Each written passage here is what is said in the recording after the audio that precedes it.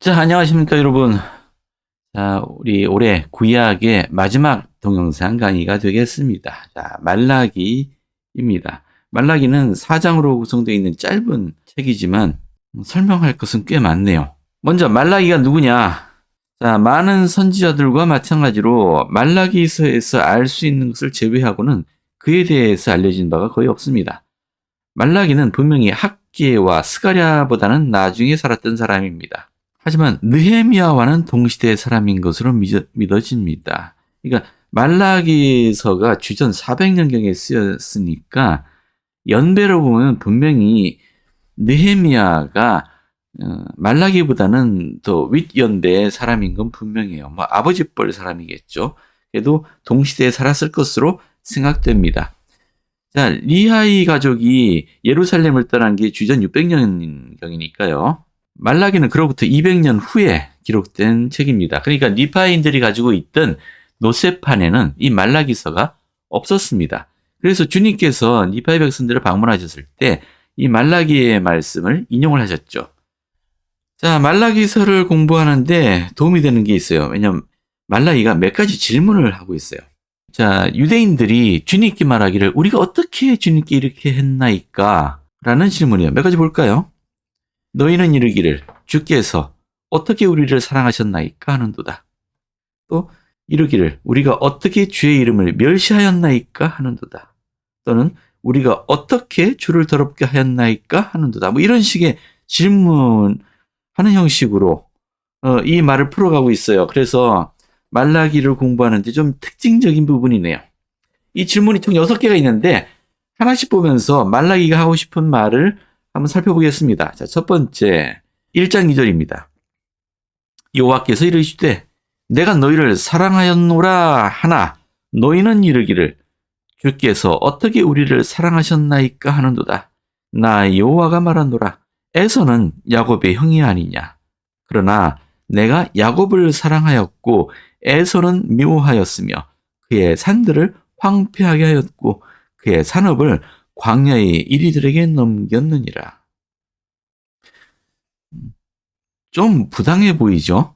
야곱은 사랑하고 에서는 미워했고요. 야곱은 그렇게 축복하였으면서 에서는 황폐하게 하고 무너뜨리고 뭐 이랬단 얘기잖아요. 성경의 말씀만 번역된 말씀만 가지고 이해하면은 우리 하나님은 참 편견이 많고 편애한 하나님처럼 보이지만은 우리 학생교재 설명을 좀 볼까요? 히브리 말에서 미움받았다라는 말은 다른 사람보다 사랑을 덜 받았다는 말일 뿐 심한 적이로 미움받았다는 뜻은 아니다. 자, 에서는 이스라엘이 되고 12지파의 아비가 된 야곱의 형이었습니다. 그렇죠?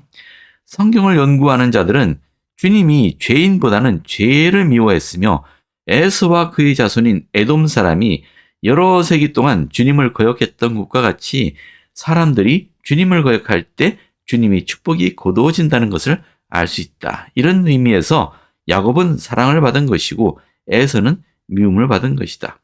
그러니까 하나님이 에서를 미워하려고 해서 미워한 게 아니고 에서가 주님으로부터 축복받을 수 있는 행동을 하지 않았기 때문에 축복을 받지 못했고 이것은 그들에게 저주로 인식되었다는 얘기죠. 에서의 후손들을 우리는 에돔 사람이라고 부릅니다. 에돔인이라고 불러요. 또 이두메인이라고도 부릅니다. 이들은 단순히 하나님의 계명을 따르지 않았다라는 선보다는 아예 악한 일에 나서서 행했습니다. 굉장히 잔혹하고 교활한 백성이 되었어요. 우리가 하나님의 백성을 이스라엘 백성, 또 하나님의 성을 예루살렘이라고 부르듯이 우리 악마에게 속한 백성을 칭할 때 우리 세상이라고 합니다. 이 세상을 상징하는 표현으로서 바벨론 이런 말이 있죠. 또는 애굽을 뭐 세상을 상징하는 말로 쓸 때도 있고 여기 에돔을 세상을 상징하는 말로 쓸 때도 있습니다. 자, 이것은 분명히 이스라엘의 대척점이 있는 민족이죠. 그처럼 에서의 후손들은 하나님의 축복을 받지 못하는 삶을 살았습니다. 그것이 이제 이 히브리어로 표현했을 때 미움받았다라는 말로 표현됐다는 의미입니다. 하나님이 사람을 편애하고 막 미워하고 그런 것이 아니라는 거죠. 두 번째 질문을 볼까요? 1장의 6절과 7절입니다.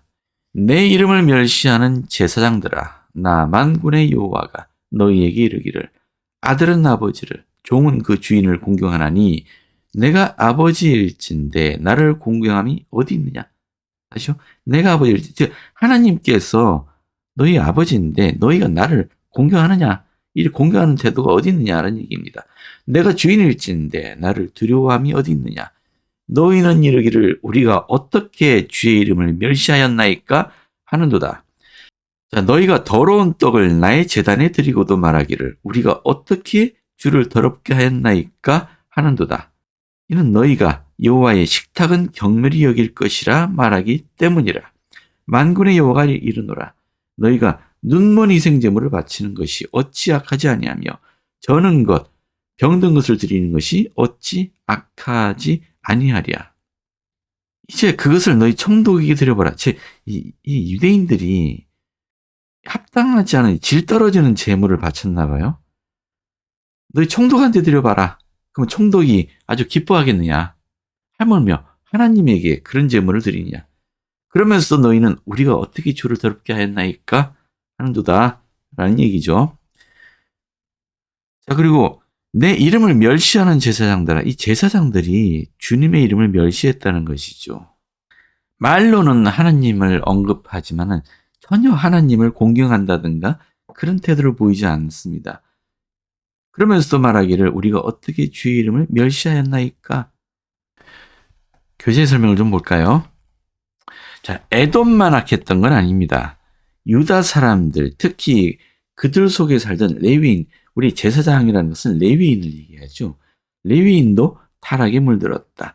주님의 영적인 아들과 종으로서 하나님께 바치는 그들의 헌물은 흔하고 가치 없는 것으로 하게 되었다. 자, 말라기 시대의 제사장들과 레위인들은 병들고 눈물고 다리 저는 동물을 바치면서도 하나님께서 받아들이신다고 함으로써 하나님을 욕되게 했습니다. 그들은 하고 있는 일에 경건한 마음이 없었습니다. 심지어는 얼마나 제사장들이 세속화됐는지 돈을 내지 않으면 제단 위에 제물을 불사르지도 않았답니다. 이처럼 주님의 제물의 상을 더럽혔습니다. 제단을 더럽혔어요. 자, 제임스 이 탈미전의 말씀입니다. 속죄는 사랑의 구주께서 자발적으로 인류를 대신해서 돌아가신 희생이다. 이와 같이 해서 인간이 자기 앞에 놓인 구원의 수단을 받아들이기만 한다면 모든 사람에게 그 영향이 골고루 미치게 될 것이다. 이 같은 사업은 오직 죄 없는 분만 행하실 수 있었습니다. 모세율법에 따라 고대 이스라엘 민족이 화목제로 드리는 번제물도 깨끗하고 흠없는 것이라야 합니다. 이것이 모세율법이에요. 자, 흠이 있는 것은 연락되지 않는 것은 물론 신성모독으로 여겨졌습니다. 그런데 이 말라기 시대의 제사장들은 이렇게 행했다는 겁니다. 니파의 백성들 말년의 모습이 떠오르지 않습니까? 실제로 말라기가 기원전 400년에 기록된 책입니다. 그리고 침례 요한이 태어날 때까지 선지자가 없었습니다. 400년 이상 선지자가 없었습니다. 그 얘기는 유대인들이 그 이전 어느 때보다도 극심한 배도에 빠져 있었고 선지자들을 배척했다는 것을 말합니다. 우리가 대배도라고 하지만 이스라엘 백성들의 이 역사, 즉 유대인들의, 특히 유대인들의 이 400년은 대배도의 시기이기도 했습니다. 이처럼 유대인들이, 특히 제사장들이 주님의 이름을 멸시하고 주님의 제단을 더럽혔습니다. 그에 비해서 주님께서 이렇게 말씀하십니다. 11절입니다. 만군의 여호와가 이르노라. 해 뜨는 곳에서부터 해 지는 곳까지의 이방 민족 중에서 내 이름이 크게 될 것이라. 이것은 이미 성취되어 있지 않습니까? 온 세상에 예수 그리스도 여호와 이름이 크게 되지 않았습니까? 각처에서 내 이름을 위하여 분향하며 깨끗한 제물을 드리리니 내 이름이 이방 민족 중에서 크게 될 것임이라. 자, 이것은 지속적으로 성취되어 오고 있고요. 완전한 성취는 이제 주님의 재림 때 이루어질 것입니다. 자, 유대인들은 주님의 이름을 더럽혔지만 이방인들이 도리어 주님의 이름을 공경하게 될 것이다. 그러니까 유대인들에게 주어지는 영이 이방인들에게 주어질 것이다. 유대인들에게 주어질 축복이 이방인들에게 주어질 것이다. 라고 말라기는 말하고 있는 겁니다. 자, 다음 질문입니다. 너희가 말로 여호와를 괴롭게 하고도 이르기를 우리가 어떻게 여호와를 괴롭혀 드렸나이까 하는도다. 자, 이는 너희가 말하기를 모든 악을 행하는 자는 여호와의 눈에 좋게 보이며 그에게 기쁨이 된다고 또 말하기를 정의의 하나님이 어디 계시냐미라. 즉, 이 당시 유대인들 종교 지도자들이 정의인데 공의의 하나님을 멸시했다는 얘기죠. 우리 물문경에 보면 시렘이라는 사람이 나옵니다. 이 시렘의 가르침이 이와 같았습니다. 하나님께서 악한 자를 멸하지 않으신다. 그냥 매를 떼치고 결국은 다 구원하실 거다. 뭐 이런 가르침이죠. 자, 2장에 있는 몇 가지 사례를 볼까요? 자, 2장 11절입니다. 유다는 거짓을 행하였고 이스라엘과 예루살렘 중에서 가증한 일을 행하였으며 유다는 여호와께서 사랑하시는 그 성결을 욕되게 하여 이방신의 딸과 결혼하였으니. 하나님, 우리 주님과 하나님 백성 간의 이 성약의 관계를 결혼 관계로 비유하는 경우가 많습니다. 이방신의 딸과 결혼하였다. 즉 음란한 여인과 결혼하였다라는 의미로 예루살렘, 유다가 성결을 욕하게 하였다, 욕되게 하였다라고 표현하였습니다. 그리고 16절에 보면 나는 이혼하는 것과 옷으로 학대하는 자를 미워하노니 라는 말씀이 있어요. 이게 왜 이런 말씀했을까요? 자, 우리 학생교재에 두 가지를 설명하고 있네요. 깨는 자나 응답하는 자는 우상을 섬기는 여인과 결혼함으로써 주님을 욕되게 하는 교리를 가르치고 따르는 자를 말한다. 그들은 모두 끊어질 것이다. 즉 깨는 자, 응답하는 자, 즉 종교 지도자들이 우상을 섬기는 여인과 결혼하고 즉 성약의 안에서 결혼을 하지 않았다는 얘기죠. 그리고 거짓 교리를 가르쳤다라는 얘기입니다. 자, 그리고 주님의 옛날 백성들 가운데 있었던 그 죄 중 하나는 결혼 서약에 대한 불충실이었다. 자기 아내들과 아이들의 어머니에 대해 실증을 느낀 어떤 히브리 사람들은 더 젊은 여인을 얻으려 하였다. 우리 남자로 태어나서 지을 수 있는 죄 중에 가장 가증한 죄 중에 하나입니다. 사욕을 위해서 사람을 죽이는 죄만큼 큰 죄는 없겠습니다만 자기 아내와 아이의 어머니에 대해 실증을 느껴서 다른 젊은 여인을 얻으려 했다고요. 하나님께서 굉장히 미워하시는 종류의 사람입니다. 자, 이와 같이 결혼 서약에 불충실한 것에 대해 주님께서는 남자가 괴사를 행하였음을 선언하셨다. 그들이 아내에게 충실하지 않았기 때문에 주님은 노하셨으며 문제를 알고도 의롭게 바로잡으려고 하지 않았던 제사장들을 향해 분노를 발하셨다. 그는 남자들에게 젊었을 때 자기들을 사랑하여 자녀를 낳아주고 자기들을 섬긴 아내에 대해 마음속 깊은 정을 느끼고 아내들을 버리지 않도록 말씀하셨다. 나는 이혼하는 것을 미워하노라 라고 주는 이러한 행동을 미워하시며 이런 행동을 하는 사람을 미워하신다라고 말씀하셨습니다.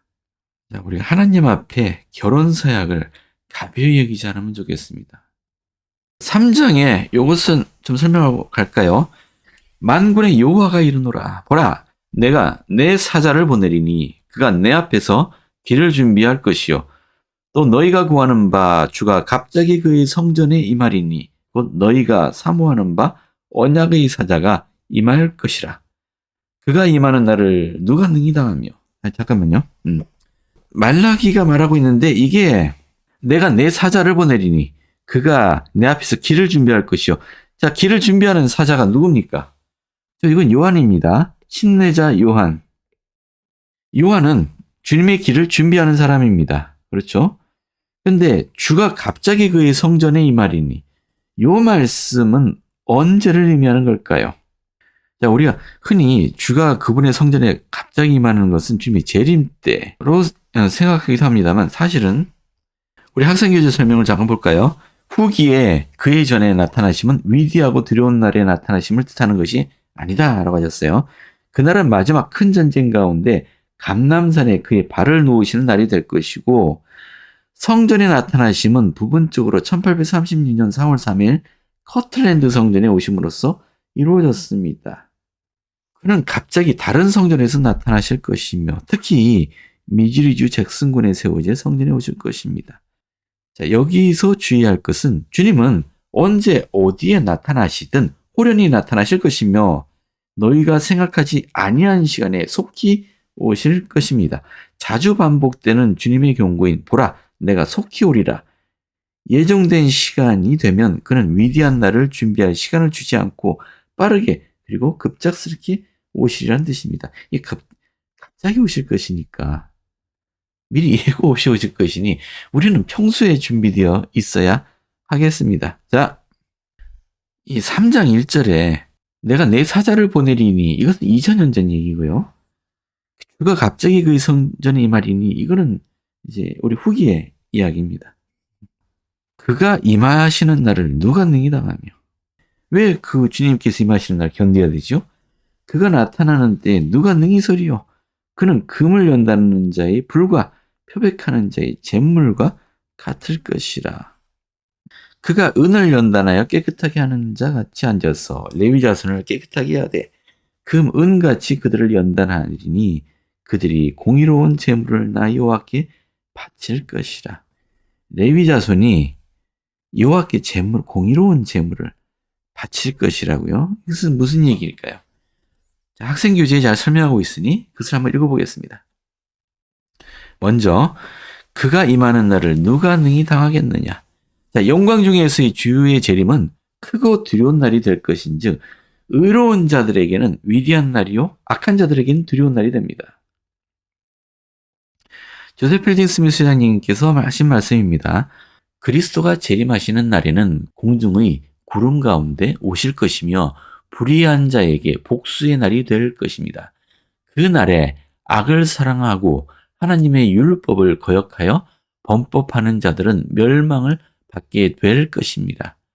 그리스도께서 지상에서 성령을 베푸실 때에는 악이 세상을 지배하였으나 말라기가 선포하고 모르나이가 가까이 왔음을 알렸듯이 주께서 영광의 구름을 타고 오실 때 그리스도는 인간과 짐승 그리고 이 지상에 속한 만물을 연단하는 자요 표백하는 자로서 나타나실 것이니 이는 땅이 변하여 과거의 나구원의 영광을 받을 것이기 때문입니다. 자, 그래서 그의 임하는 날을 누가 능히 당하겠느냐? 저 의로운 자로 분류되는 자들은 그날을 견딜 것입니다. 여기 의롭다라는 것은 최소한 달의 왕국, 해의 왕국과 달의 왕국에 속한 자들이 되겠죠. 자, 아까 레위 자손이 제물을 드린다는 얘기 무슨 말이냐?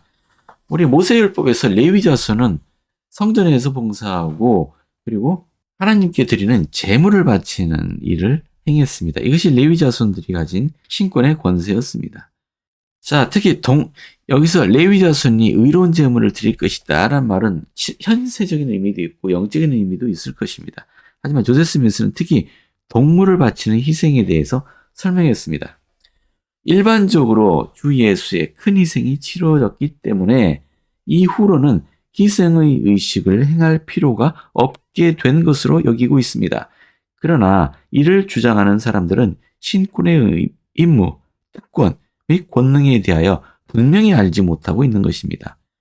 희생 제물을 드리는 일은 지금까지 신권의 임무의 하나로 존속되어 왔습니다. 희생의 제물은 처음부터 신권과 함께 시작되었으며 그리스도의 강림 후에도 세대를 거듭하며 지속될 것입니다. 모세율법이 있기 이전인 고대의 지극히 높으신 이의 종들은 희생 제물에 대하여 자주 언급했습니다. 이 의식은 신권이 그 권능과 권세와 축복과 함께 회복될 때 다시 존속하게 될 것입니다. 여기 한 가지. 희생의식, 즉 동물을 바치는 희생의식은 원래 모세율법이 아니었습니다. 아담과 이브 때부터 있었던, 태초부터 있었던 의식입니다. 자, 그런 의미에서 예수 그리스도께서 모세 율법의 시대를 끝내셨다고 해서 이 희생 제물을 바치는 의식도 완전히 끝난 것은 아니라는 의미입니다. 자, 신권에 속한 모든 의식들과 마찬가지로 희생 제물도 주님의 전이 건립되고 레위의 아들들이 깨끗하여질 때 온전하게 회복되고 그 모든 권능과 규례와 축복을 가지고 시행될 것입니다. 이것은 멜기세덱 신권의 권능이 충분히 행사될 때 존재해왔고 또 앞으로도 존재할 것입니다. 그렇게 되지 않는다면 어떻게 거룩한 선지자들이 말한 만유의 회복이 이루어질 수 있겠습니까? 모세율법이 모든 의식과 규례가 다시 행해지리라고는 생각하지 않습니다. 선지자들이 그렇게 이야기하지 않았기 때문입니다. 그러나 모세 이전의 것, 즉 희생제사는 다시 회복될 것입니다. 우리 모세율법 이전부터 있었던 율법들 뭐가 생각나나요? 저 방금 얘기했던 희생제사, 이 의식은 모세 이전에도 있었습니다. 또 뭐가 생각나나요? 안식일의 율법, 태초부터 있었습니다. 그리고 11조, 모세 이전에 아브라함이 11조를 바쳤다라는 기록이 있습니다. 자, 이처럼 태초부터 있었던 율법들이 있고 우리 복음의 율법 안에는 이 모든 것이 포함되어 있습니다. 자, 또 여기에 질문이 하나 있네요. 6번째 질문입니다. 너희는 나의 것을 도둑질하고도 말하기를 우리가 어떻게 주의 것을 도둑질하였나이까 하는도다. 말도 안 됩니다. 어떻게 주님의 것을 도둑질합니까? 근데 했다고 하신 거죠. 처음부터 읽어보겠습니다. 자, 3장의 7절부터 12절까지입니다. 만군의 여호와가 이르노라. 너희 조상들의 날로부터 너희가 나의 규례를 떠나 지키지 아니하였도다. 그런즉 내게로 돌아오라. 그리하면 나도 너희에게로 돌아가리라 하였더니 너희가 이르기를 우리가 어떻게 하여야 돌아가리까 하는도다. 사람이 어찌 하나님의 것을 도둑질하겠느냐. 그러나 너희는 나의 것을 도둑질하고도 말하기를 우리가 어떻게 주의 것을 도둑질하였나이까 하는도다. 이는 곧 11조와 봉헌물이라. 너희 곧 온 나라가 나의 것을 도둑질하였으므로 너희가 저주를 받았느니라. 만군의 여호와가 이르노라. 너희의 온전한 11조를 창구에 들여 나의 집에 양식이 있게 하고 그것으로 나를 시험하여 내가 하늘 문을 열고 너희에게 복을 쌓을 곳이 없도록 붙지 아니하나 보라. 만군의 여호와가 이르노라. 내가 너희를 위하여 메뚜기를 금하여 너희 토지 소산을 먹어 없애지 못하게 하며 너희 밭의 포도나무 열매가 기한 전에 떨어지지 않게 하리니 너희 땅이 아름다워짐으로 모든 이방인들이 너희를 복되다 하리라. 만군의 여호와의 말이니라. 11조를 내지 않았다고 우리가 도둑질한 건가요? 내 것을 기부하지 않았다고 이게 도둑질이 되느냐? 이렇게 질문하실 분도 계세요. 자, 사람이 어떻게 주의 것을 도둑질할 수 있겠습니까? 자, 여기서 11조는 내 것을 주님께 드리는 게 아니죠. 주님의 것을 돌려드리는 겁니다. 우리가 지금 가지고 있는 모든 것은 누구로부터 온 것입니까? 하나님으로부터 온 것입니다. 원래 우리가 가진 모든 것에 대한 권리를 가지고 계신 주님이 자, 다 줄 필요는 없으니 10분의 1만 돌려다오 라고 했는데 그마저도 돌려드리지 않는다면 그것은 도둑질이 되겠습니다. 이 가르침은 우리가 가진 모든 것은 하나님의 것이다. 원래 하나님의 것이다 라는 믿음을 가지고 있어야 합니다. 그러니 너희 곧 온 나라가 나의 것을 도둑질하였다는 얘기는 당시 유대인들은 11조를 바치지 않았다는 것입니다. 게다가 이 11조에는 재밌는 것이 있습니다. 주님께서 나를 시험하라고 했습니다. 우리가 하나님을 시험해서는 안 되죠. 하지만 유일하게 하나님을 시험할 수 있도록 허락된 것이 이 11조 율법입니다. 자, 이렇게 설명하고 있습니다. 너희가, 자, 두 가지예요. 너희가 나를 시험해라. 11조를 가지고 나를 시험해라. 그러면 내가 첫째, 하늘의 문을 열고 너희에게 복을 쌓을 곳이 없도록 붙지 아니하나 보라. 자, 이것은 우리가 지금 가지고 있지 않은 축복을 더 부어주시겠다는 얘기죠.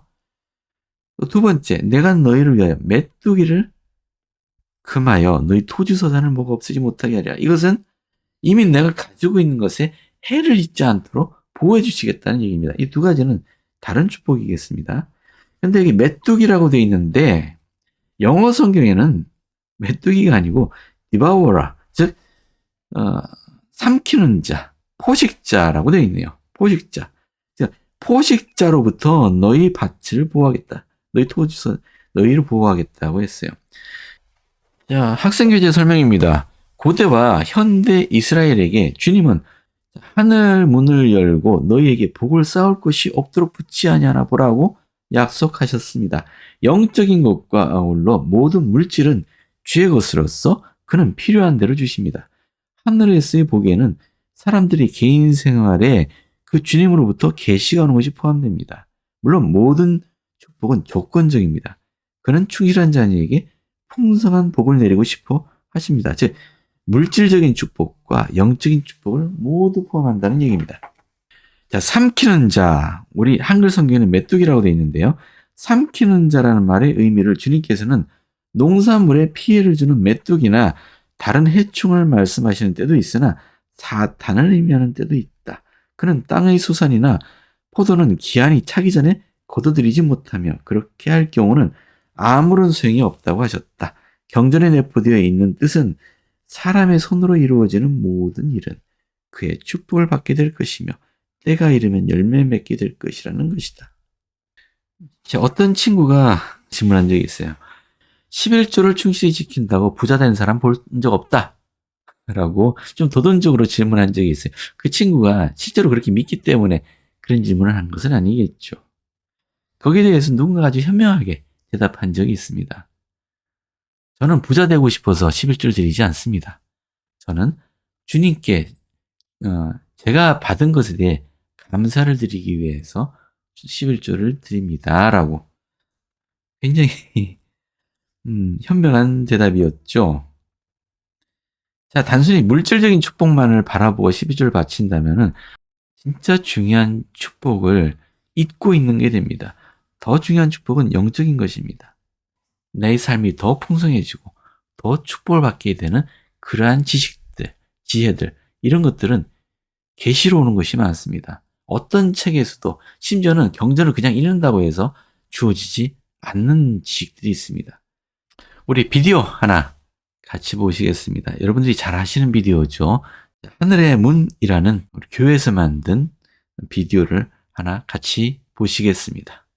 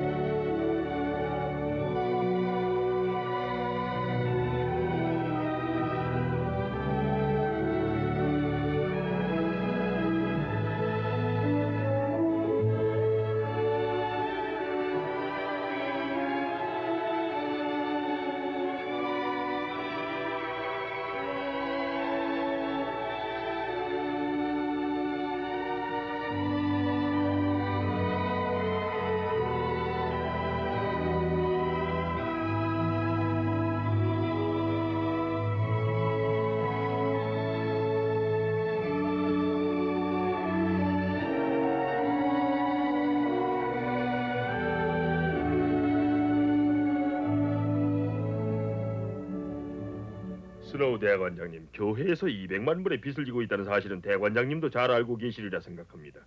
우리가 태버네크를 담보로 잡힌다 해도 은행에서 20센트라도 빌릴 수 있을지 의문입니다. 11년 전에 정부에서 교회 재산을 점유한 이후로 우리는 어떻게 해서든지 원상태로 회복시켜 놓으려고 했지만 성공하지 못했습니다. 쓸데없는 걱정을 끼쳐드릴 생각은 없습니다만, 스노우 대관장님, 이렇게 많은 빚을 지고서는 교회가 자유스러운 활동을 할 수가 없습니다. 이 많은 채무 증서를 보십시오. 만기가 지난 것도 있고 당장 갚아야 할 것들도 있습니다. 정말 끝이 없습니다. 그렇군요, 게이지 형제님. 이와 같은 경제적인 공경을 나보다 더 잘하는 사람은 없을 것 같군요. 그러나 현재로서는 나도 어떻게 해야 할지를 모르겠습니다. 경제적인 면에서 볼 때 이 교회는 밑빠진 독에 물 붓기입니다. 큰일입니다.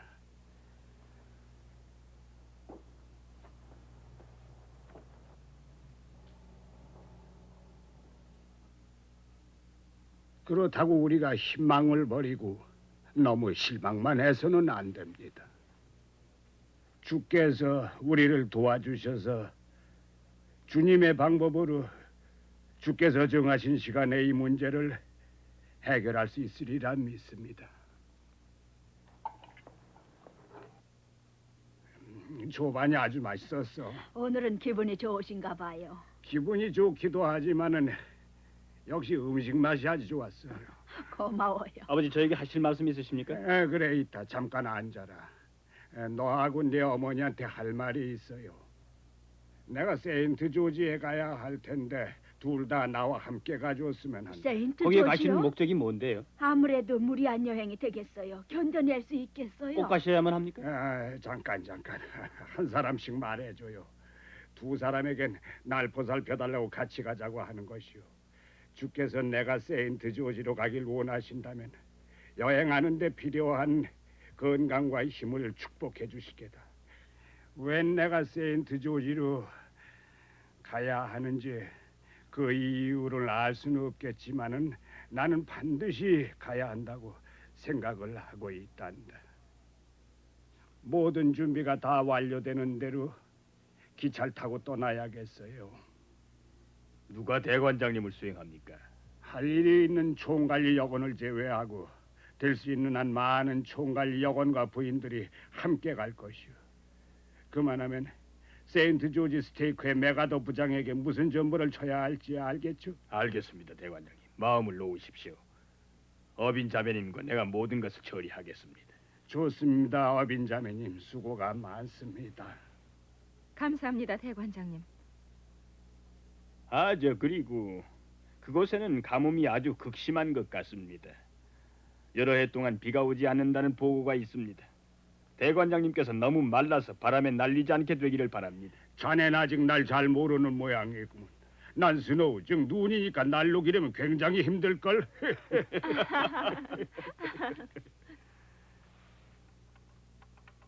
우리의 최종 목적지는 세인트 조지며 거기서 특별 대회를 열 예정임. 머디너 기차역에 5대의 마차를 준비해 두시기 바랍니다. 5월 27일 오전 7시 도착 예정. 아니, 잘 알겠습니다. 로렌조 스노우 대관장을 대신해서 조지 F. 깁스 비서가 서명을 하겠습니다.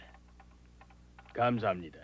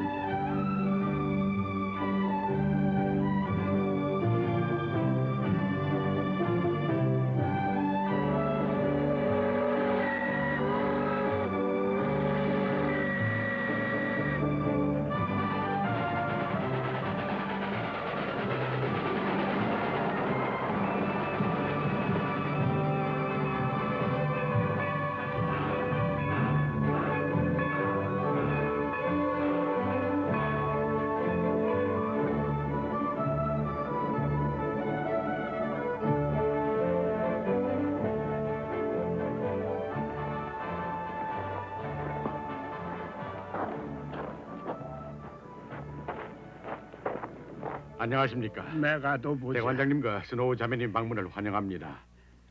얘가 아들이로예요. 안녕하세요. 우리를 방문해 주어서 고마워. 감사합니다. 여행은 즐겁게 하셨습니까? 생각했던 대로 좋았어. 가장 힘든 여행은 이제부터라고 생각하오. 시간이 그다지 늦지 않으니까 빨리 가면은 밤까지 세인트 조지에 갈 수 있을 것입니다. 그렇게 먼가요? 여보, 견딜 수 있으시겠어요? 다른 방법이 없지 않소. 참는 수밖에는.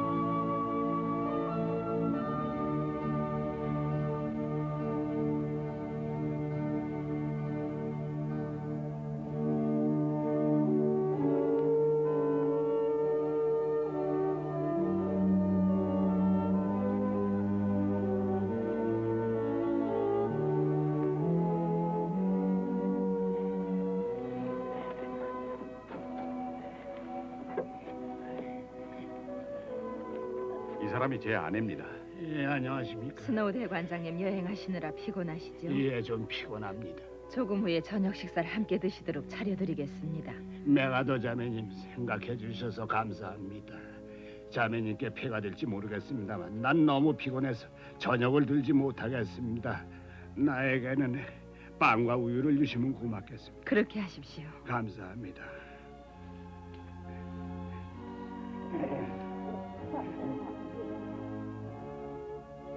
예, 됐다 됐어. 리로야. 내가 지금 몹시 목이 마르구나. 물 한 잔 갖다 드릴게요.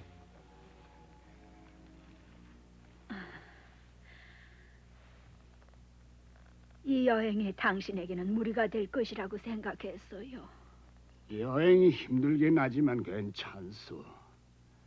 그 때문에 내가 괴로워하는 건 아니에요.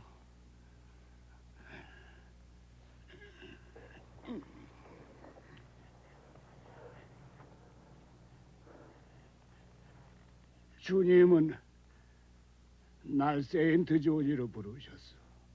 교회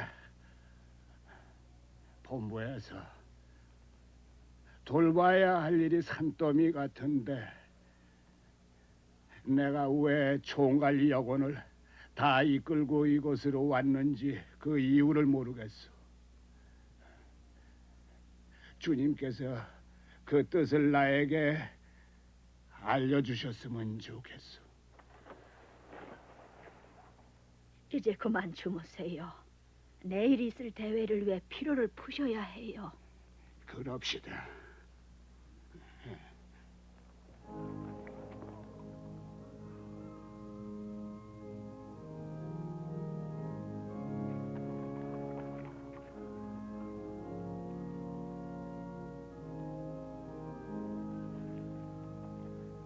대관장님이 오신다.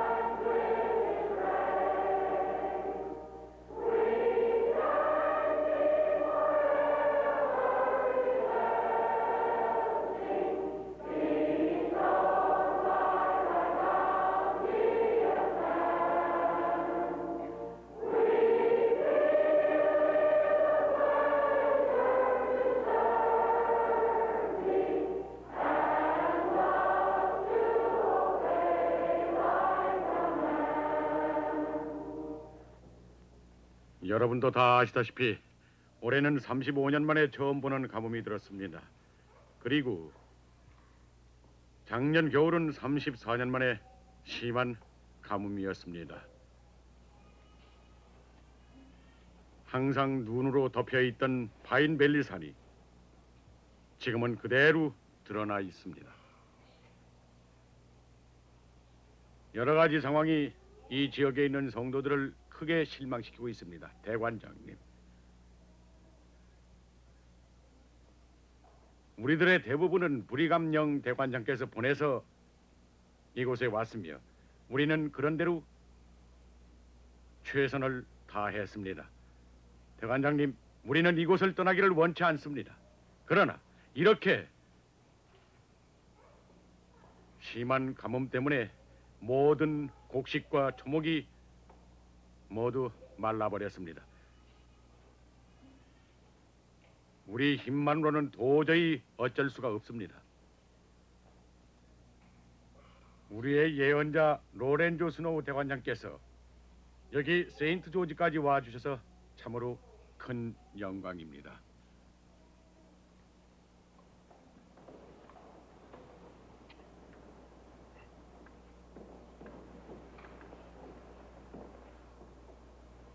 감사합니다.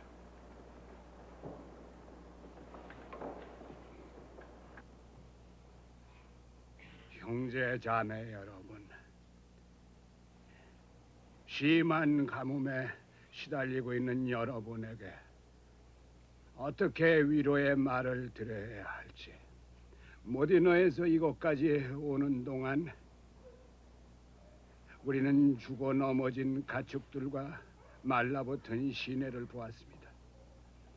여러분께 사실대로 말씀드리자면 북부에서는 가뭄에 심하게 시달리지는 않지만 교회가 많은 부채를 지고 있어 심한 재정적인 압박을 받고 있습니다. 과거 여러 해 동안 채권을 발행하지 않을 수 없었던 것입니다. 형제자매 여러분, 교회는 빚을 갚을 여러 가지 방법을 모색해야 합니다. 재정 문제에 대한 영구적인 해결책을 찾아야만 하는 것입니다. 왜 주께서 나를 세인트 조지로 보내셨는지 그 이유를 분명히 알 수 없지만은 특별한 목적이 있기 때문에 날 이곳에 보내셨다는 것을 알고 있습니다. 주께서 우리를 축복해 주실 것이라고 알고 있습니다.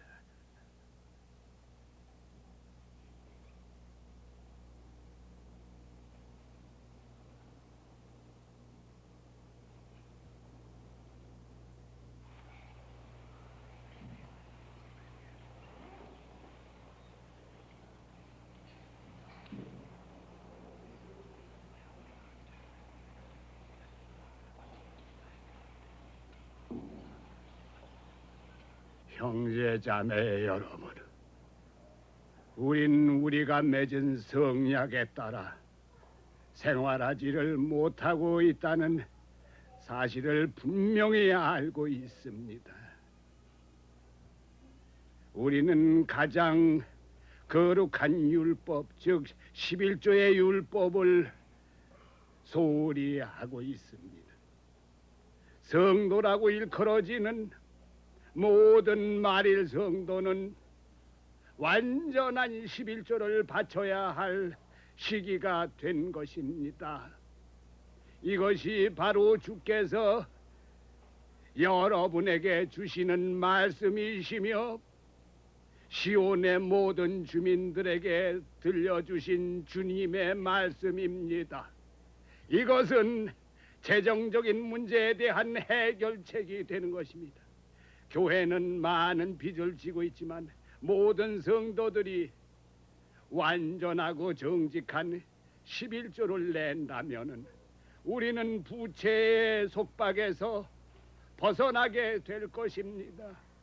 그렇게 되면 우리는 자연히 번영하는 성도가 될 것입니다. 11조에 대하여 경전에 무엇이라 기록되어 있는지 알아봅시다. 사람이 어찌 하나님의 것을 도적질하겠느냐? 그러나 너희는 나의 것을 도적질하고도 말하기를 우리가 어떻게 주의 것을 도적질하였나이까 하도다. 이는 곧 11조와 헌물이라. 너희 곧 온 나라가 나의 것을 도적질하였으므로 너희가 저주를 받았느니라. 만군의 여호와가 이르노라. 너희의 온전한 11조를 창고에 들여 나의 집에 양식이 있게 하고 그것으로 나를 시험하여 내가 하늘 문을 열고 너희에게 복을 쌓을 곳이 없도록 붙지 아니하나 보라. 만군의 여호와가 이르노라. 내가 너희를 위하여 황충을 금하여 너희 토지 소산을 멸하지 않게 하며 너희 밭에 포도나무의 과실로 기한전에 떨어지지 않게 하리니.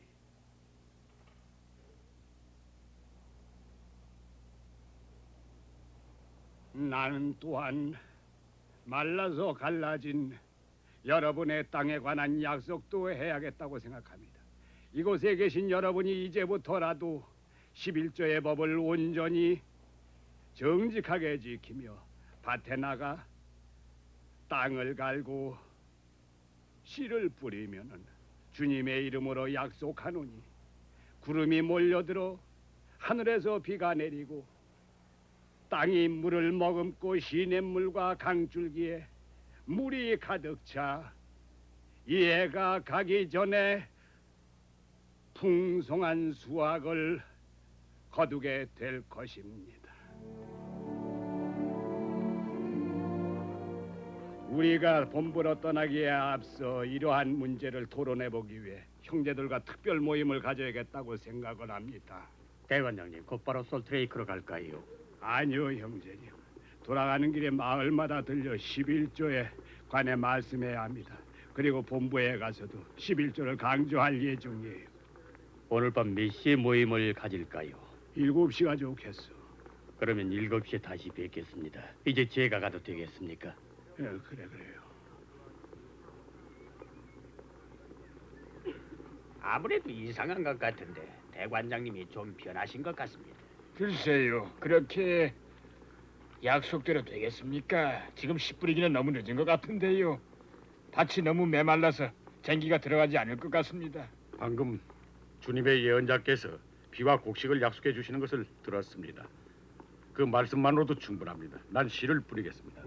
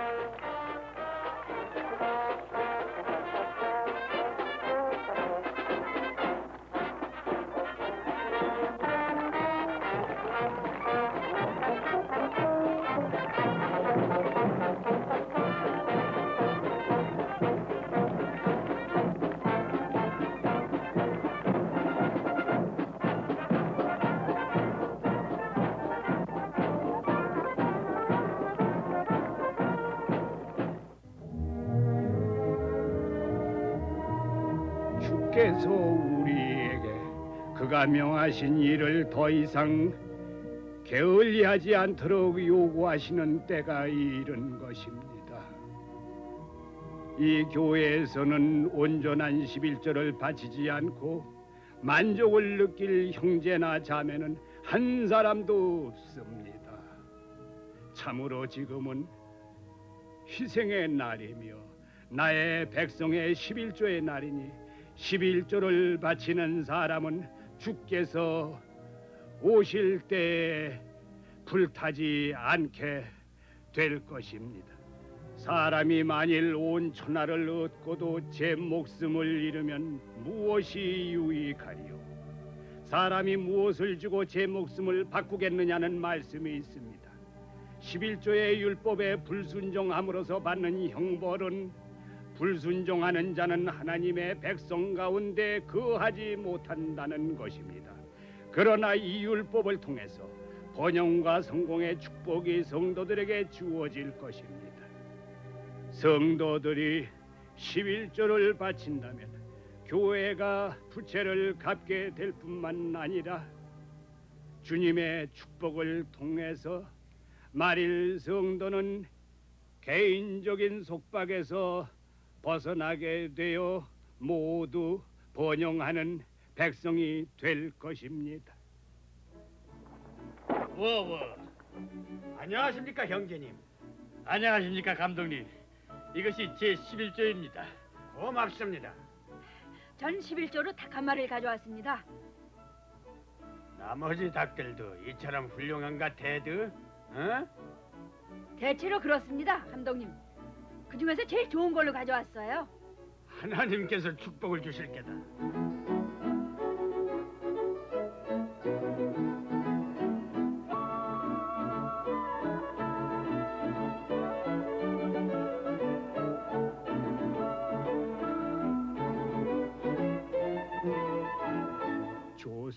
좋습니다. 아주 좋습니다, 깁스 형제님.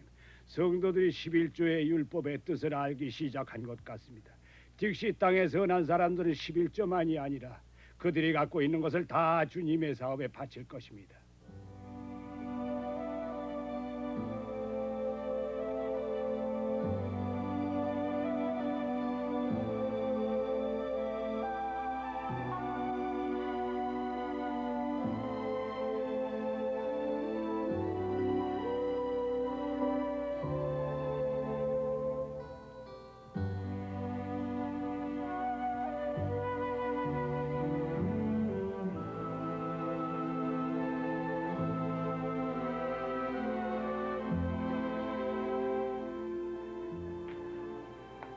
대관장님 전부 왔습니다. 내가 기다리고 있던 거라군, 깁스 형제님. 좀 뜯어보시지요.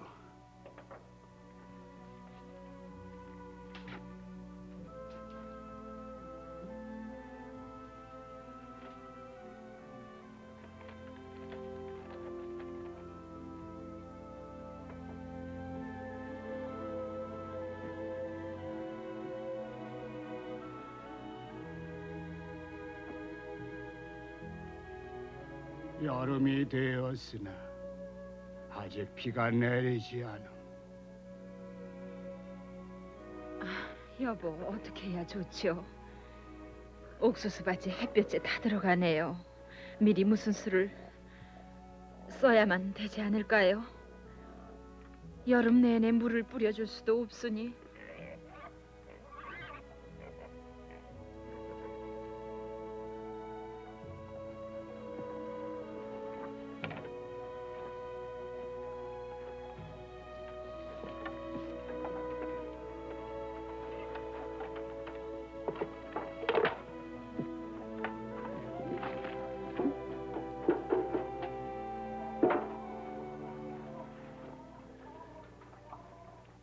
나도 모르겠어. 대관장께서 다녀가신 지 한 달이나 됐는데 아직 비가 올 징조도 보이지 않으니 수일 내로 비가 오지 않으면 어떻게 성도들을 대해야 할지 모르겠어. 울지 마오. 주님의 예언자께서 우리에게 비를 약속해 주셨으니 꼭 비가 올 거요. 틀림없이 올 거요.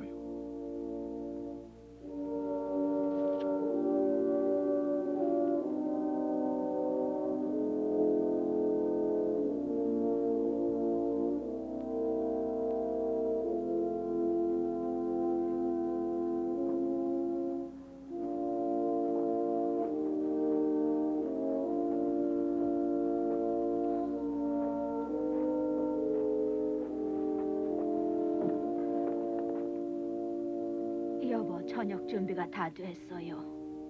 오늘 저녁에는 아무것도 먹고 싶지 않아요. 내 방으로 가겠소. 어디 편찮으세요? 괜찮소. 조금 더 시장하질 않아서 그러는 거요.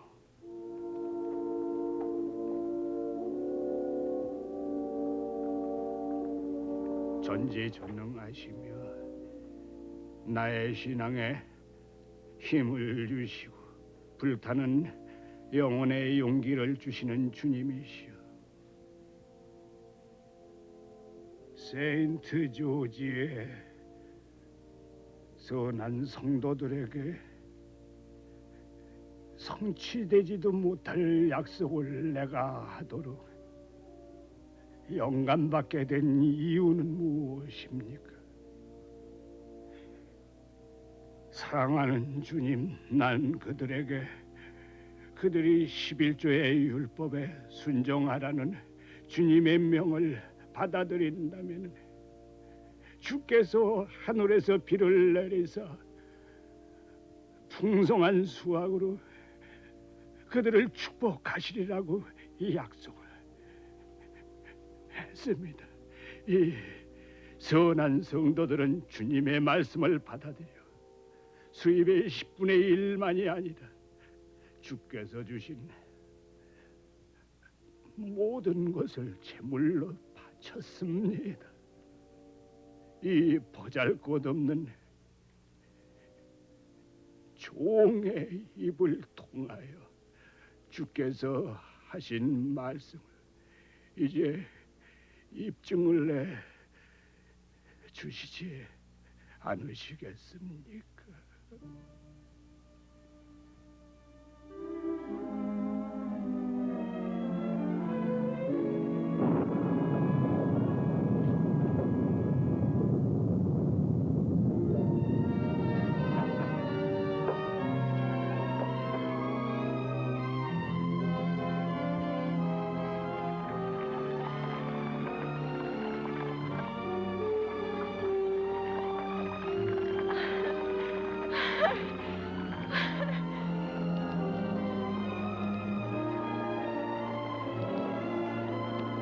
여보, 비가 와요.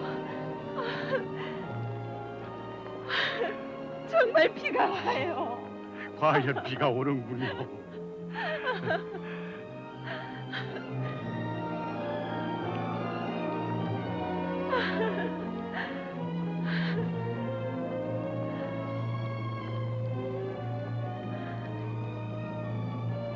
온 마음을 다해 감사합니다.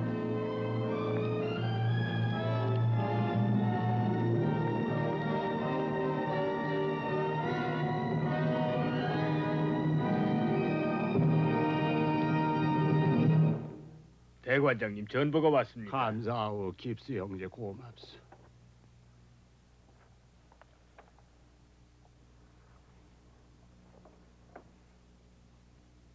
주여, 감사합니다. 비가 오는군요, 빈자매.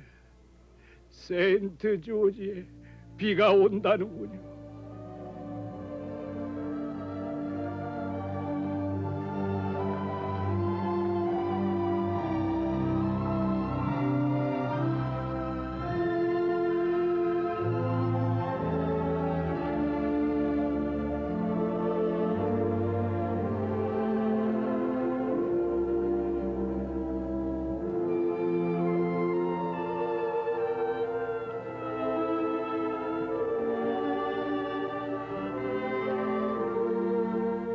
하나님, 세인트 조지에 있는 선한 성도들을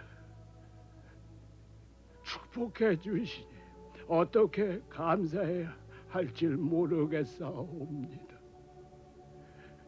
아버지께서 그들에게 하신 약속을 성취하시고 주의 종을 통해 하신 말씀이 진실함을 입증하셨나이다. 아버지를 사랑하는 이 마음을 더욱 입증하기 위해 제가 무슨 일을 해야 할 것인지 알려주옵소서. 아버지께서는 제가 기꺼이 하지 않을 일을 요구하지 않으시오나 이 생명이라도 바쳐 아버지에 대한 사랑을 증명하겠나이다.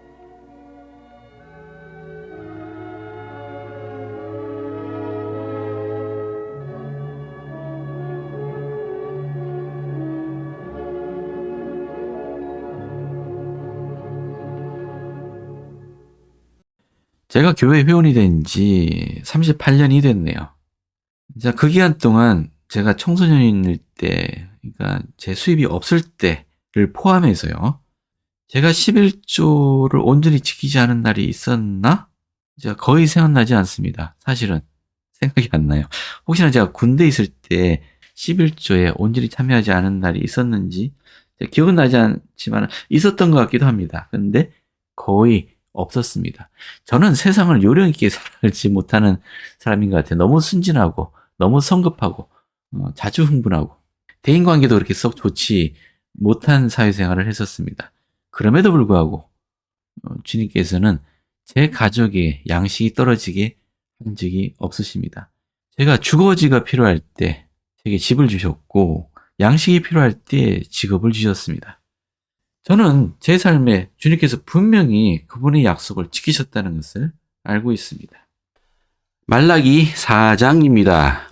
1절 만군의 여호와가 이르노라. 보라, 용광로 불 같은 날이 이르리니 교만한 자와 악을 행하는 자는 다 지푸라기 같을 것이라.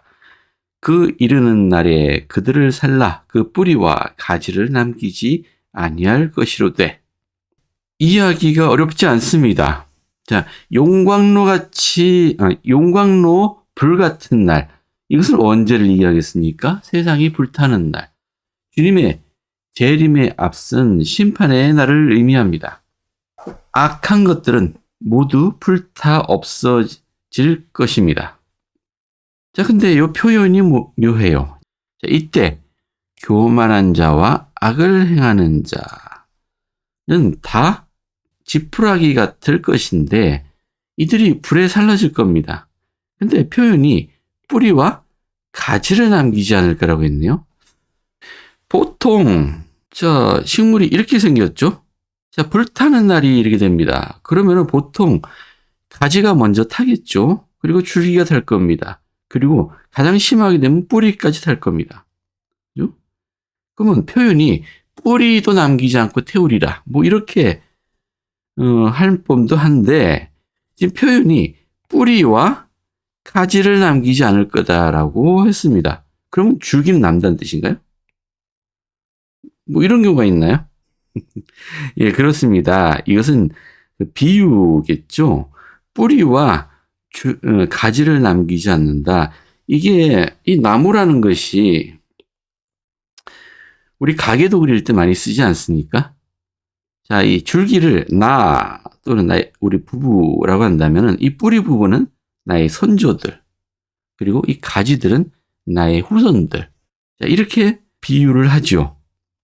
자, 그래서 줄기로부터 뿌리가 막 뻗어나가는 것은 우리가 가정역사 사업을 하면은 우리가 가정역사 활동을 할 때 보면 나의 아버지, 어머니, 또 그분들의 아버지, 어머니 이런 식으로 기하급수적으로 뻗어나가는 뿌리와 비슷합니다. 또 나의 후손들도 마찬가지겠죠. 즉 뿌리와 가지를 남기지 않는다는 얘기는 나의 선조, 나의 후손들과 나와의 관계에 문제가 생긴다는 것을 의미합니다. 학생교재의 설명 보겠습니다. 자, 개개인은 가족이라는 나무에 속한다. 개인에게 뿌리란 그를 태어나게 한 선조를 말하며 가지란 그에게서 나온 후손을 말한다. 뿌리와 가지를 남기지 아니할 것이란 사람의 선조와 후손에게서 영원히 단절되는 것을 뜻한다. 이것은 바로 멜기스덱 신권의 인봉 축복을 받지 않은 자들과 의식은 행하였으나 축복을 받기에 합당하게 살지 않은 자들의 상태이다. 이와 같은 커다란 비극을 막기 위해 엘리야가 인봉의 능력을 가지고 후기의 지상에 보내진 것이다. 자, 이 커다란 비극이란 뭡니까? 즉 우리의 영생의 축복을 받지 못하게 된다라는 것을 의미합니다. 자, 그래서 이 표현이 묘하지요. 뿌리와 가지를 남기지 아니하리라. 2절입니다. 내 이름을 경외하는 너희에게는 공의로운 해가 떠올라서 치료하는 광선을 비추리니 너희가 나가서 외양간에서 나온 송아지같이 뛰리라. 교만한 자와 악을 행하는 자에게는 이 날은 불타는 날이 될 것이나 주님의 이름을 경외하는 자에게는 이 날은 즐거운 날이 될 것입니다. 3절 또 너희가 악인을 밟을 것이니 그들이 내가 정한 날에 너희 발바닥 밑에 재와 같으리라. 만군의 여호와의 말이니라.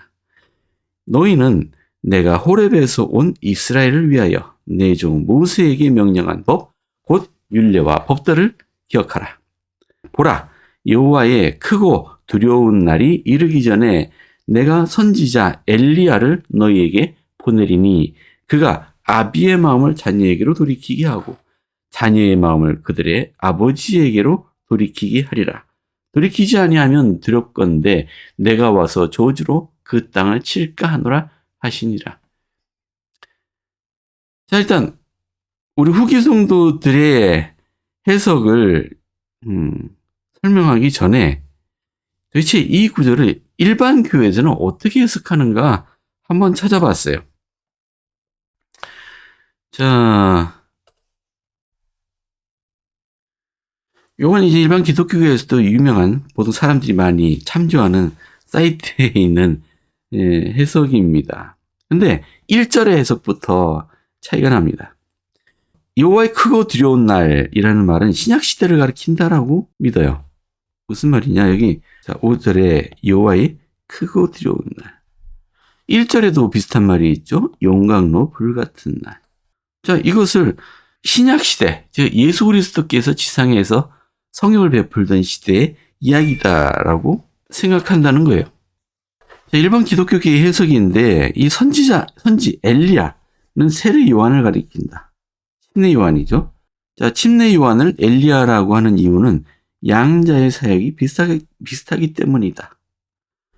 자, 아비의 마음을 자녀에게로 돌이키게 하고 자녀들의 마음을 그들의 아비에게로 돌이키게 한다라는 문구는 유대 사회가 타락해서 부모는 자식을 사랑하지 않고 자식은 부모에게 효도하지 않기 때문에 이 요한이 나타나서 그런 도덕적 타락을 개척하겠다는 뜻이다. 자, 이걸 이렇게 주장하는 근거는 신약 성경에 마태복음 17장에 보면 이런 말씀이 있어요. 자, 내가 너희에게 말하노니 엘리야가 이미 왔으되 사람들이 알지 못하고 임의로 대우하였도다. 인자도 이와 같이 그들에게 고난을 받으리라 하시니 그제서야 제자들이 예수께서 말씀하신 침례 요한, 예수님이 침례 요한에 대한 말씀인 줄 깨달았다. 자, 예수님이 뭐로 엘리야가 이미 왔으니 그것은 침례 요한을 의미한다라는 의미죠. 그러니까 이게 성경만을 가지고 있는 일반 기독교계에서는 그러면 말라기가 말하는 내가 선지자 엘리야를 너에게 보내리라 라는 이 말은 침례 요한을 가리키는 거고요. 그러면 여호와의 크고 두려운 날이 이르기 전에라고 했으니까 이것은 예수 그리스도께서 태어나시는 지상에 오시는 날을 크고 두려운 날이라고 표현했다는 얘기예요. 그리고 1절에 용광로 불 같은 날, 이것도 같은 의미라는 것이죠. 아버지의 마음을 자녀에게로 돌이키게 하고 자녀의 마음을 그들의 아버지에게 돌이키게 하리라 라는 이 말씀은 이제 당시 사랑이 식어버린 유대인들의 마음속에 다시 주님의 복음을 심음으로써 그들이 사랑으로 되돌이킨다라는 의미라는 거예요. 논리적으로 맞죠? 맞습니다. 그리고 이렇게 해석하는 것에 전혀 불평하지 않을 것 같습니다.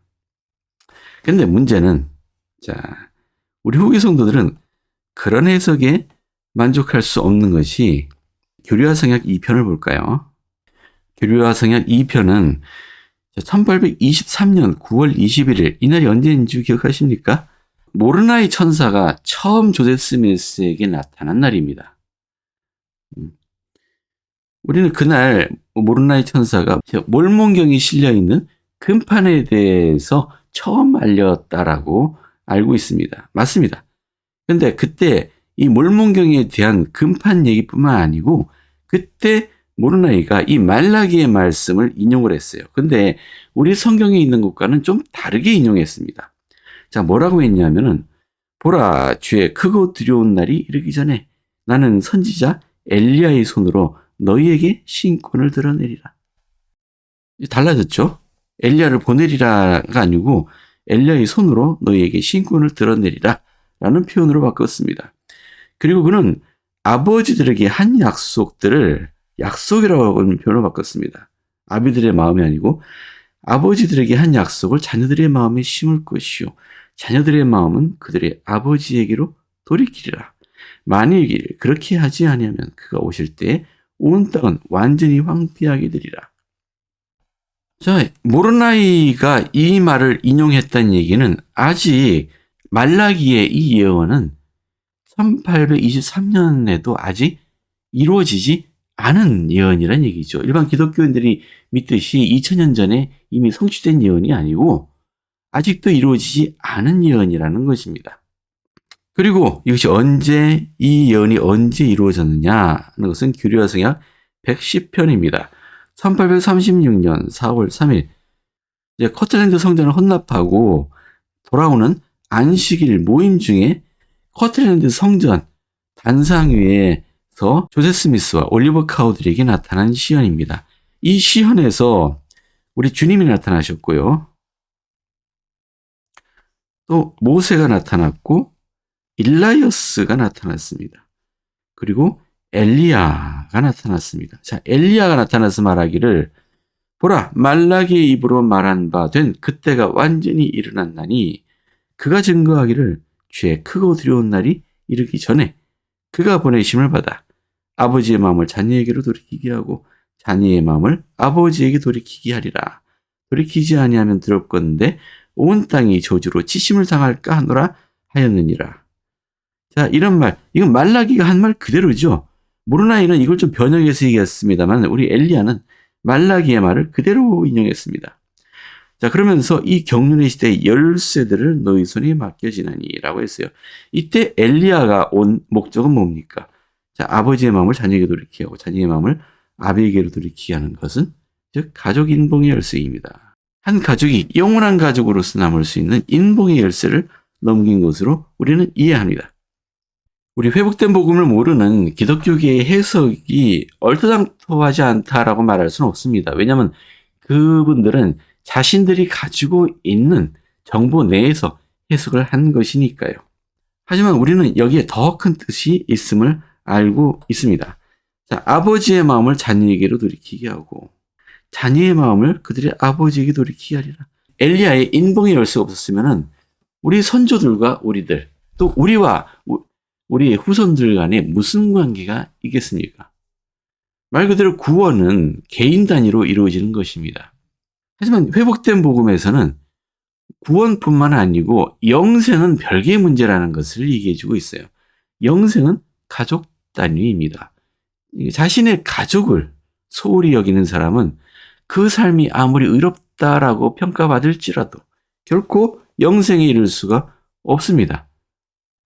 우리 하나님이 계시는 그 영생의 삶은 가족이 함께하는 삶입니다. 학생교재 설명을 좀 볼까요? 엘리야가 조세 스미스와 올리버 카우드리에게 나타남으로써 말라기가 기록한 주님의 약속이 성취되었다. 그의 방문은 1836년 4월 3일 커틀랜드 성전에서 있었다.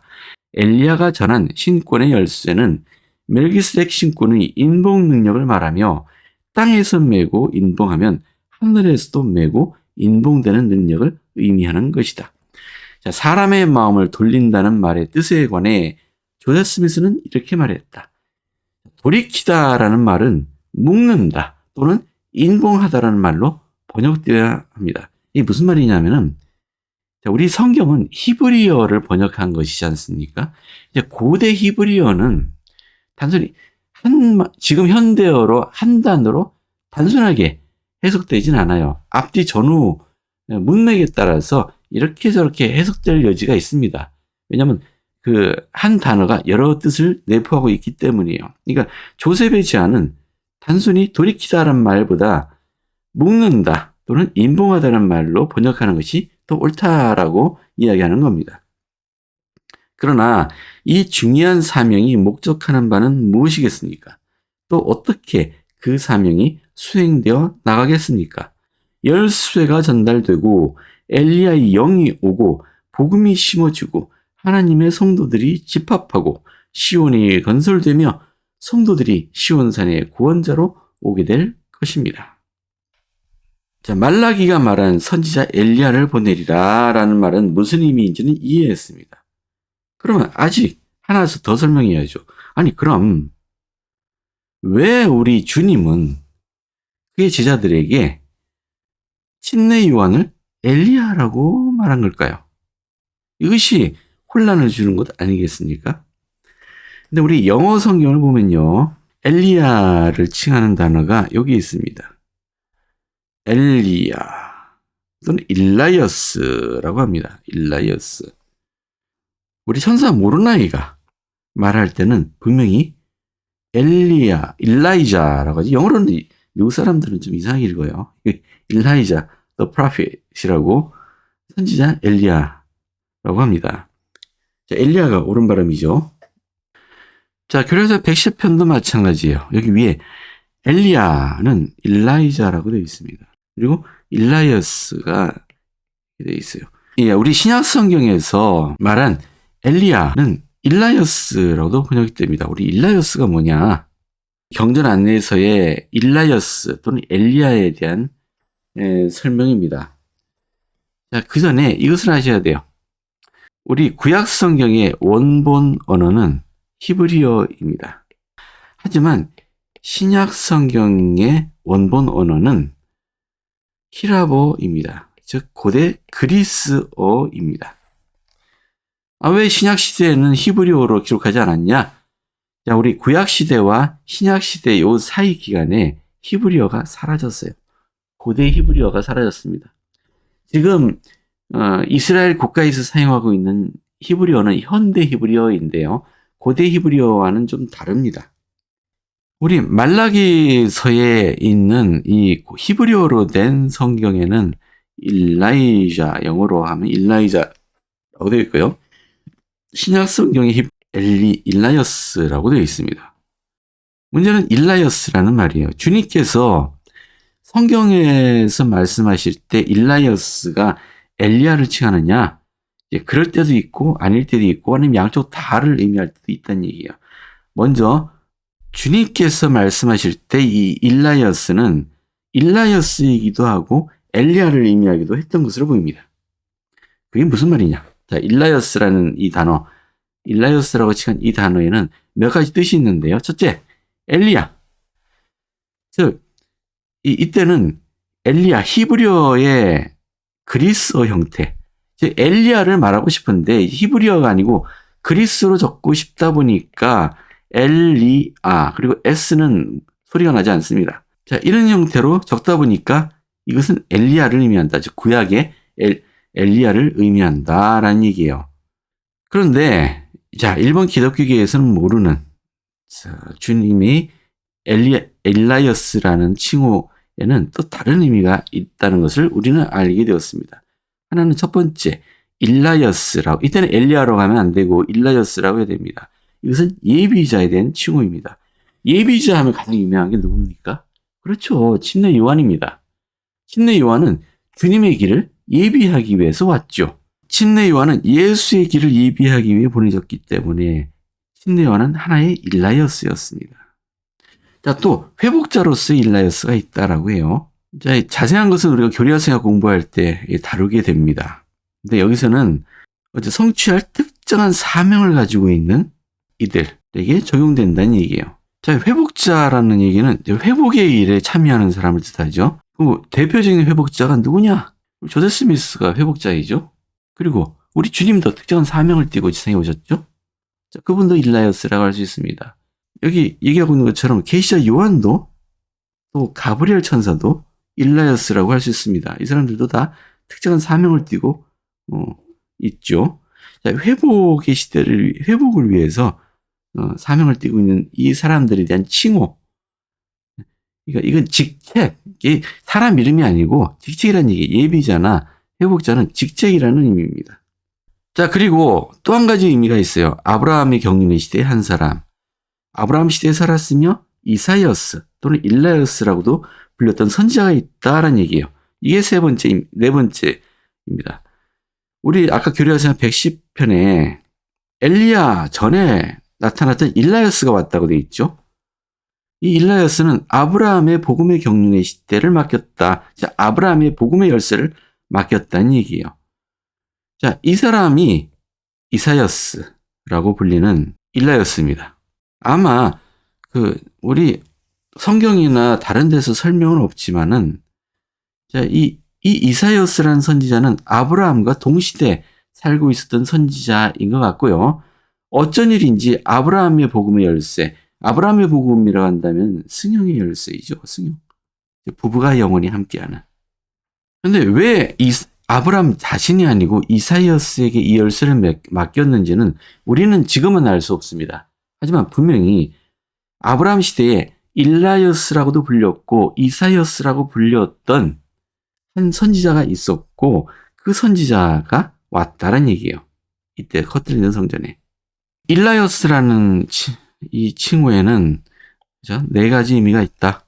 자, 첫 번째, 엘리야를 칭하는 그리스어 형태의 이름. 두 번째, 예비자로서의 칭호. 세 번째, 회복자를 칭하는 칭호. 네 번째는 아브라함 시대에 살았던 실제 사람의 이름. 이렇게 네 가지 의미가 있다라고 우리는 알려져 있습니다. 자, 그래도 혼동되시는 분이 계시죠? 이 왜 다 일라이어스냐? 왜 엘리야가 일라이어스가 되냐? 자, 그냥 쉽게 설명하자면 우리말에 이제 배라는 단어가 있죠. 글로 적어놓으면 그냥 배입니다. 배. 그죠? 근데 실제 뜻은 세 가지 다른 뜻이 있잖아요. 우리 몸에 있는 배, 그리고 물 위에 떠다니는 배, 그리고 우리가 먹는 배, 과일이죠. 요 세 가지 배가 다 다르지만 글로 적어놓으면 그냥 똑같은 글자가 돼요. 그러면 이게 어느 배냐 이해하려면 그냥 문맥상에서 이해해야 되죠. 마찬가지입니다. 우리가 일라이어스라고 적혀 있는데 특히 영어권에 계시는 분들은 일라이어스라고 적혀 있고 우리 한글에서는 다 성경에서는 다 엘리야라고만 돼 있어요. 그러니까 이게 엘리야냐 일라이어스냐 또 뭐냐 이해하려면 그냥 문맥상에서 이해하셔야 돼요. 그렇게 설명드릴 수밖에 없겠네요. 그래서 문맥상에서 이게 이 네 가지 뜻 중에 어느 일라이어스냐 또는 어느 엘리야냐 예, 그렇게 구분하시면 되겠습니다. 자, 후기 성도들이 알고 있는 것은 이런데 성경만을 가지고 있는 일반 기독교계에서는 요거 첫 번째 의미밖에 알 수가 없죠. 그러니 자, 이 말라기의 4장에 있는 이 예언은 신약 시대, 즉 주님이 오셨을 때 성취되었다라고 믿고 있습니다.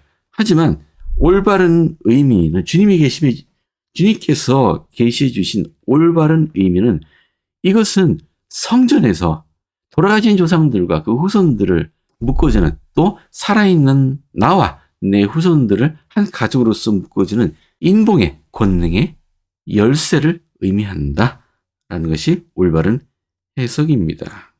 자, 그러면 또 한 가지 우리가 이해해야 될 게 있죠. 자, 이 일을 안 하면 두렵건대 내가 와서 저주로 땅을 칠까 하노라라는 말씀이세요. 아니 근데 가정역사 사업이나 아니면 성전에서 인봉하는 것을 하지 않으면 저주로 땅을 치게 되는 겁니까? 여기 1절에 보면 다 지푸라기 같이 불살라질 거라고 했죠. 모르나이 천사는 좀 더 심하게 말했습니다. 만약 이 일을 하지 않으면 온 땅이 황폐하게 되리라 라는 표현을 썼어요. 자, 1절 다시 볼까요? 여기 보시면 불타는 자들이 누굽니까? 자, 어떤 자들이 불탄다고요? 교만한 자, 그리고 악을 행하는 자. 지금 선지자 엘리야가 왔습니다. 그리고 인봉의 권세를 넘겨주었습니다. 우리 후기 성도들은 그것이 얼마나 중요한지를 알고 있습니다. 그럼에도 불구하고 자, 적에게 핍박당하고 쫓기고 가난에 시달리던 우리 초기 후기 성도들이 그럼에도 불구하고 자신의 모든 것을 바쳐서 성전을 짓지 않았다면 어떠했을까요? 자, 주님께서 그토록 말씀하셨고 우리 선지자를 통해서 말씀을 전했음에도 불구하고 성전을 짓는 일에 소홀했으면 또 그 의식에 참여하기를 소홀히 한다면 어떻게 되겠습니까? 우리는 교만한 자가 되는 겁니다. 교만한 자. 하나님의 뜻보다는 자신의 뜻을 더 신뢰하는 자들이 되겠죠. 그럼 당연히 지푸라기 같이 불태워질 것입니다. 예수 그리스도 후기 성도 교회는 성전을 짓는 교회입니다. 자, 이 성전이 어떤 목적으로 우리에게 주어져 있는 것도 우리는 알고 있습니다. 부지런히 성전의식에 참여해야 되겠습니다. 자, 이 구약 성경의 가장 마지막에 있는 이 한마디의 말씀. 이것만큼 우리에게 충격이 되고 우리를 기쁘게 하는 것이 없습니다. 왜냐하면 이것이야말로 하나님의 구원의 계획의 완성이 되는 말씀이기 때문이에요. 아비의 마음을 자녀에게로, 자녀의 마음을 아비에게로. 자, 이 한 말씀이 있기 때문에 우리 한국 땅에서 살다가 돌아가신 우리 의로운 성도들이 희망을 갖고 기쁨을 누릴 수 있는 것 아니겠습니까? 또 우리도 우리의 후손이 영원히 이어진다는 것, 우리의 삶의 발자취가 결코 잊혀지지 않을 것이라는 약속이 주어지는 것입니다. 자, 오늘은 여기까지입니다.